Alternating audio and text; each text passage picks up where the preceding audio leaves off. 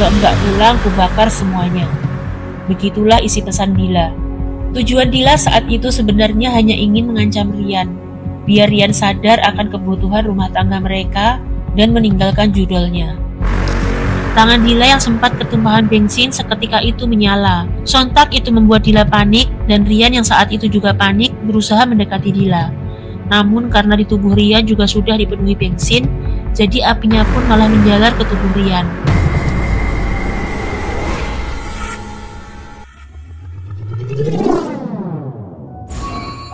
Namanya Fadilatun Nikmah, yang biasa dikenal dengan panggilan Dila.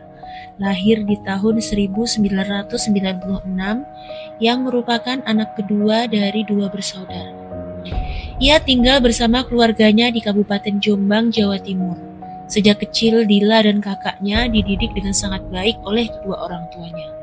Hal itu pun membuat Dila tumbuh jadi pribadi yang kuat, mandiri, dan juga pintar.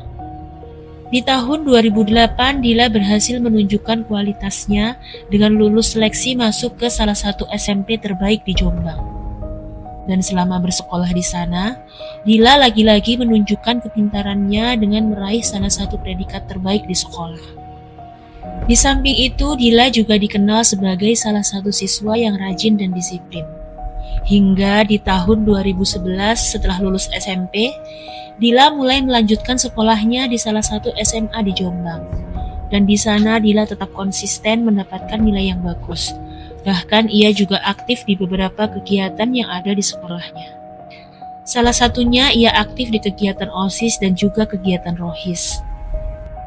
Dan di sekolah inilah Dila pertama kali bertemu dengan Rian Dwi Wicaksono, yang merupakan salah satu adik kelasnya yang juga bergabung dalam anggota ROHIS. Rian juga dikenal sebagai salah satu siswa yang pintar secara akademis. Ia baik, sopan, dan juga ramah. Rian sendiri dibesarkan dalam keluarga yang harmonis yang penuh dengan kasih sayang, walaupun keluarganya hidup dalam kesederhanaan. Namun meski begitu, Rian mempunyai cita-cita yang cukup tinggi, di mana sejak kecil Rian sudah berniat menjadi seorang polisi. Dan secara kebetulan, Dila pun juga bercita-cita menjadi seorang polwan. Dengan kesamaan itu, setelah cukup lama mereka saling mengenal, benih-benih cinta pun mulai tumbuh di antara mereka, yang pada akhirnya mereka berdua pun memutuskan untuk pacaran. Hubungan mereka pun banyak mendapatkan dukungan dari teman-teman mereka saat itu. Mereka dianggap pasangan yang serasi, karena Rian yang dikenal ganteng, baik dan juga pintar, begitupun dengan Dila.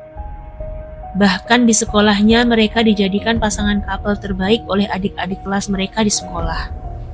Tak hanya itu, di sekolah mereka juga sama-sama aktif di ekstrakurikuler Paskib.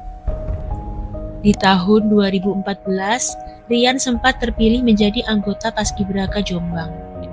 Namun sayangnya di tahun 2014 itu, Dila sudah lulus SMA dan mulai fokus mengejar karirnya. Yang mana di tahun itu, Dila sempat mengikuti tes SBMPTN yang akhirnya lulus di jurusan kebidanan Poltekkes Surabaya. Dan karena hal itu pula, mereka sudah jarang ketemu dan sepakat untuk putus dan menjalani kehidupan mereka masing-masing. Setelah berpisah, Dila pun semakin fokus menjalani kuliahnya. Namun tidak lama ia kuliah, Dila yang sejak lama memang bercita-cita menjadi polwan, akhirnya memutuskan untuk mengikuti seleksi Bintara Polri di tahun 2014. Berkat kegigihan dan kualitas yang dimiliki Dila, ia pun berhasil lulus dengan sangat meyakinkan. Dila yang sudah lolos seleksi akhirnya berhenti kuliah dan mulai menjalani masa pendidikannya di SPN Polda Jawa Timur yang berada di Kabupaten Mojokerto.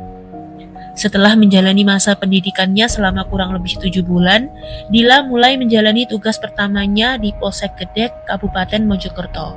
Namun tak lama setelah itu, Dila dipindah tugaskan ke Polres Mojokerto. Di sana Dila dikenal sebagai polwan yang cantik, bahkan banyak rekan Polri yang naksir dengan Dila dan berusaha mendekatinya. Namun karena Dila saat itu masih fokus dengan karirnya, tidak ada satupun dari rekan sesama polisi yang ia terima. Hingga 2 tahun kemudian, tepatnya di tahun 2016, Dila dan Rian pun tanpa sengaja bertemu dalam sebuah pertemuan, yang mana saat itu mereka sama-sama terkejut. Rian tidak menyangka ternyata Dila telah lebih dulu menjadi polwan. Hal yang sama pun dirasakan oleh Dila.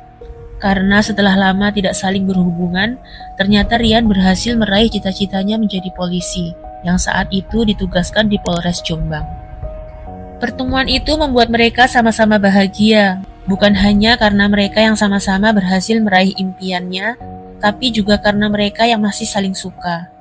Dan setelah pertemuan itu, mereka pun sering berkomunikasi hingga menumbuhkan kembali benih-benih cinta di antara mereka, dan pada akhirnya mereka kembali berpacaran dan melanjutkan hubungan mereka yang sempat kandas. Namun setelah beberapa tahun mereka pacaran, entah apa yang terjadi dengan Rian saat itu. Rian yang dikenal anak baik-baik malah terjerumus ke dalam judol, di mana Dila yang mengetahui itu sempat menasihati Rian untuk meninggalkan kebiasaan buruknya. Tapi meskipun sudah dinasihati, Rian tetap saja meneruskan kebiasaan buruk itu. Apalagi saat itu mereka tidak terlalu sering bertemu karena lokasi tugas mereka yang cukup jauh. Dila yang bertugas di Polres Mojokerto, sementara Rian bertugas di Polres Jombang yang jaraknya sekitar 50 menit perjalanan. Awalnya Dila tidak menganggap itu masalah yang besar, karena di balik kekurangan Rian mempunyai banyak sisi baiknya sebagai seorang laki-laki. Namun meski begitu, ia selalu berusaha menjauhkan Rian dari judol. Hingga akhirnya di tahun 2021 setelah 5 tahun mereka pacaran, mereka pun akhirnya memutuskan untuk menikah yang saat itu diadakan di kampung halaman Dila di Jombang. Setelah menikah, mereka memutuskan untuk tinggal di asrama polisi yang ada di Kelurahan Miji, Kecamatan Keranggan, Kota Mojokerto.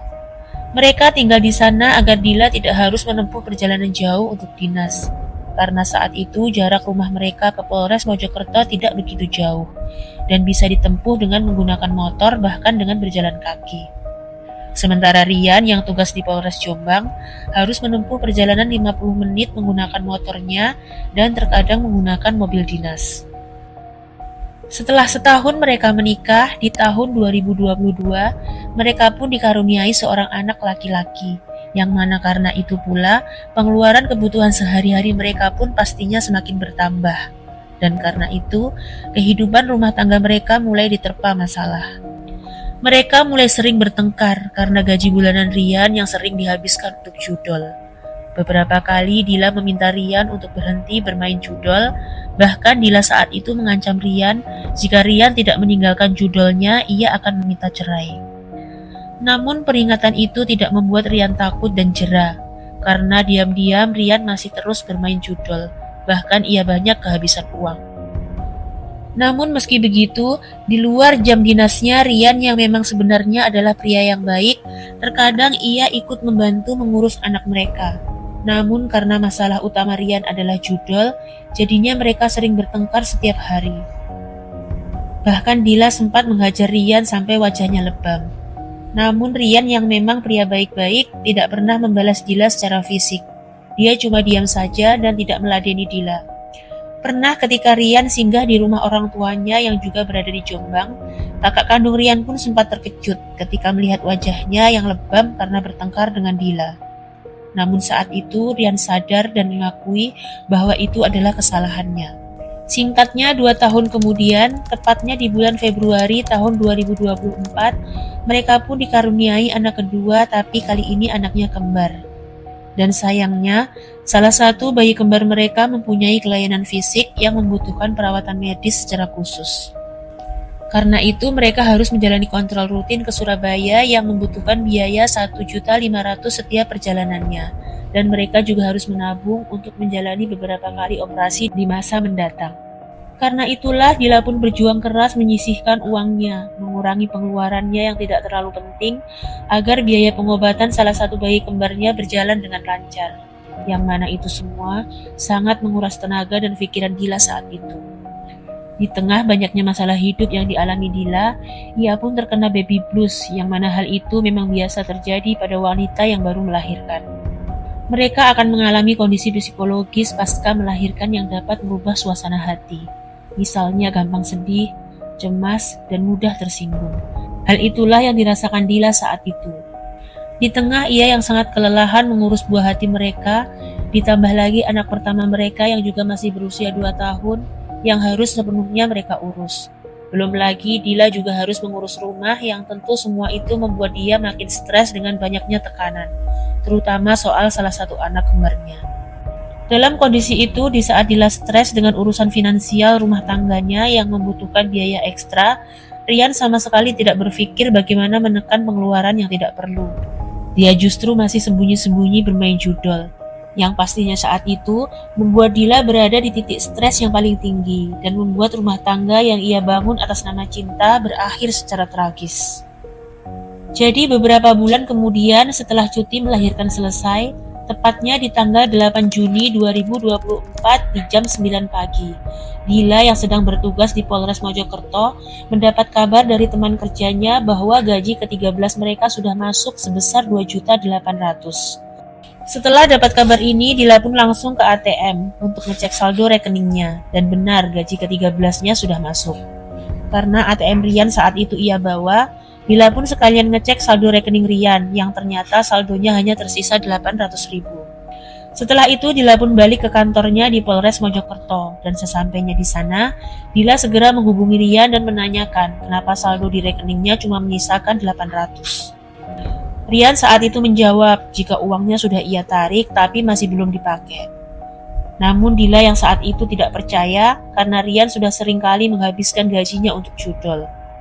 Dila pun seketika itu kesal dan juga emosi, yang mana seharusnya uang itu ditabung untuk kebutuhan rumah, terutama buat salah satu bayi kembar mereka, tapi justru habis untuk judol. Dalam keadaan kesalnya di perjalanan pulang, Dila sempat membeli bensin 1 botol dan di sana Dila langsung mengirim foto bensin yang ia beli kepada Rian dengan dituliskan pesan, "Kalau enggak pulang, kubakar semuanya." Begitulah isi pesan Dila. Tujuan Dila saat itu sebenarnya hanya ingin mengancam Rian, biar Rian sadar akan kebutuhan rumah tangga mereka dan meninggalkan judolnya. Sementara Rian yang saat itu sedang dinas di Polres Jombang sempat kebingungan gimana caranya ia mengganti uang itu karena memang sudah dia pakai buat judol. Karena kebingungannya, Rian pun sempat ke rumah orang tuanya di Jombang. Ia meminjam uang sebesar 2 juta kepada ibunya untuk menggantikan gajinya yang sudah ia habiskan untuk judi online. Namun karena saat itu ibunya tidak memiliki uang tunai, jadinya ibunya pun mengatakan akan mengambil uangnya dulu di ATM. Namun, sebelum sempat ibunya mengambil uang, Rian dapat pesan WA lagi dari Dila, yang kembali mengirim foto bensin di depan rumahnya. Karena khawatir, Rian pun saat itu juga langsung pulang. Dan sesampainya di rumah, Dila menyuruh ART-nya untuk mengajak anak pertama mereka main di luar, supaya tidak melihat atau mendengar pertengkaran mereka. Setelah itu, tanpa basa-basi, Dila pun langsung menanyakan kemana gaji Rian separuhnya. Dan karena Rian masih saja tidak mengaku, membuat pertengkaran pun terjadi di depan rumah mereka. Saking kesalnya, Dila yang saat itu juga memborgol tangan Rian ke sebuah tangga lipat yang ada di garasinya dan langsung menyiram Rian menggunakan bensin. Setelah itu, untuk menakut-nakuti Rian, Dila pun membakar selembar tisu dan mengancam akan membakarnya. Tapi naasnya, setelah Dila menyalakan tisu itu, tangan Dila yang sempat ketumpahan bensin seketika itu menyala. Sontak itu membuat Dila panik, dan Rian yang saat itu juga panik berusaha mendekati Dila. Namun karena di tubuh Rian juga sudah dipenuhi bensin, jadi apinya pun malah menjalar ke tubuh Rian. Rian yang tangannya terborgol kesulitan memadamkan api di tubuhnya, yang jadinya ia hanya bisa berteriak meminta tolong.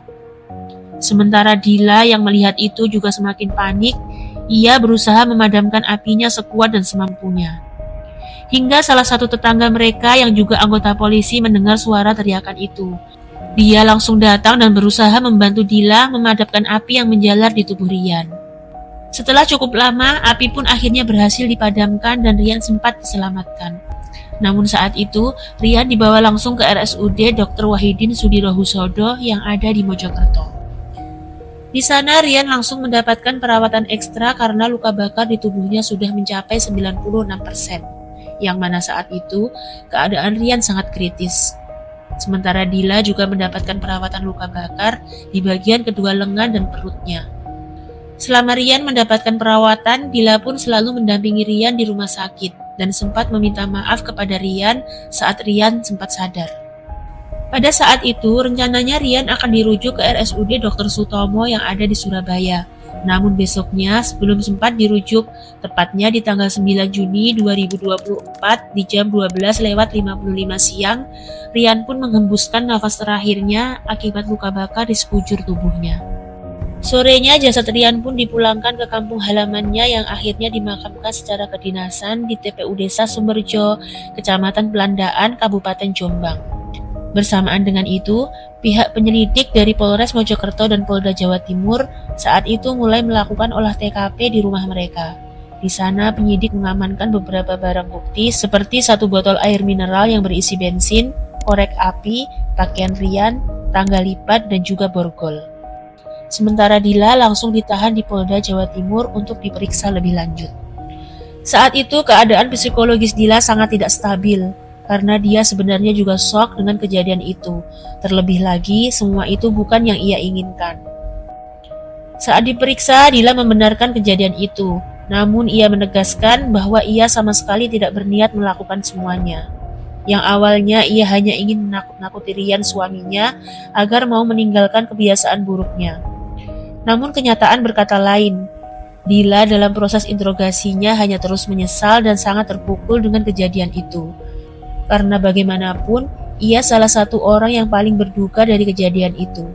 Karena Rian adalah suaminya, ayah dari anak-anaknya, terlepas dari sifat buruknya. Ia bukan membenci suaminya, tapi ia membenci judul yang telah menjerumuskan suaminya. Tapi apapun itu, Dila tetap akan menjalani proses hukum, di mana saat itu Dila dikenai pasal tentang KDRT yang mengakibatkan kematian. Dila pun terancam hukuman 15 tahun penjara. Namun karena saat itu Dila mempunyai 2 bayi kembar yang masih menyusui, juga anak pertamanya yang masih berusia 2 tahun dan masih membutuhkan sosok ibu di sampingnya. Ditambah lagi, Dila dalam keadaan psikologi yang masih belum stabil, jadinya Dila pun ditahan di Pusat Pelayanan Terpadu Rumah Sakit Bayangkara, Polda Jawa Timur. Di sana Dila pun sempat menjalani tes kejiwaan yang ditangani langsung oleh dokter spesialis jiwa, Dr. Lucia Dewi Puspita. Hasilnya menyatakan bahwa Dila mengalami gangguan kepribadian emosional yang tidak stabil dan cenderung bertindak impulsif tanpa memikirkan efek dari perbuatannya, yang mana gangguan itu diakibatkan karena faktor lingkungan, masalah rumah tangga dengan suaminya akibat judi, dan tekanan setelah melahirkan bayi kembar dan juga baby blues. Sembari Dila menjalani masa penanganannya di rumah sakit, proses hukum pun tetap berjalan, yang mana akhirnya Dila pun mulai menjalani persidangan demi persidangan di Pengadilan Negeri Mojokerto.